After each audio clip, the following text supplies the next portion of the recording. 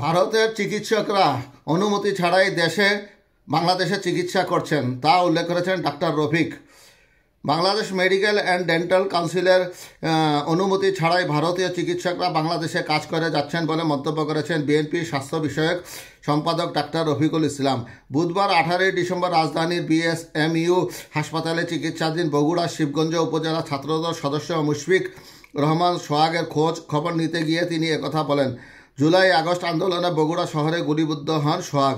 Doctor Rafiqul Islam বলেন, ভারত বাংলাদেশে তাদের পোষ্য সরকারের পতনের পর থেকে আমাদের জন্য চিকিৎসা সহ সকল ভিসা স্থগিত রেখেছে। ভারত বাংলাদেশের জনগণের সঙ্গে বন্ধুত্ব চায় না, বন্ধুত্ব চায় একটি বিশেষ গোষ্ঠীর সঙ্গে। বাংলাদেশিরা বৈধ কাগজ নিয়ে চিকিৎসার জন্য ঘুরতে যায়, অথচ বিএমডিসির অনুমতি ছাড়াই ভারতীয় চিকিৎসকেরা বাংলাদেশে মোটা অঙ্কের অর্থের বিনিময়ে ডাক্তারি করে যাচ্ছেন। তিনি বলেন, স্বৈরাচার হাসিনা দেশ ছেড়ে পালিয়ে গেলেও তার অনেক দোসর রেখে গেছেন। তারা দেশের বিরুদ্ধে এখনও নানা ষড়যন্ত্র করে যাচ্ছে। এছাড়া বিদেশি প্রভুদের উস্কানিতে শেখ হাসিনাও দেশের বিরুদ্ধে ষড়যন্ত্র অব্যাহত রেখেছে। এই ব্যাপারে আমাদের সবাইকে সদা সতর্ক থাকতে হবে। এই ক্ষেত্রে ঐক্যের কোনো বিকল্প নেই।